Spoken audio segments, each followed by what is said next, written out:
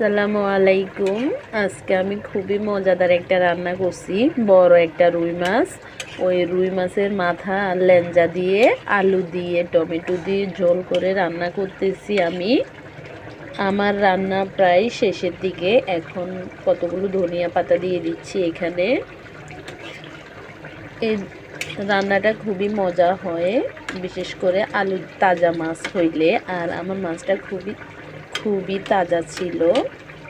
আর মাছের পিস দিয়ে এখানে আমি একটু ভুনা করছি, মাছগুলা পিসগুলো আলাদা, আর মাথা দিয়ে আলু দিয়ে রান্না করছি।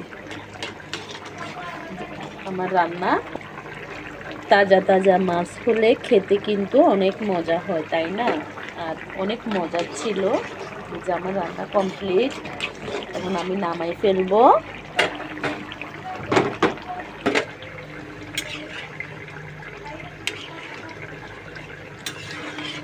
এই যে আমার এটার একটু জল কমলে নামাই ফেলবো, আর এটা এখন নামাই ফেলবো। আল্লাহ হাফেজ।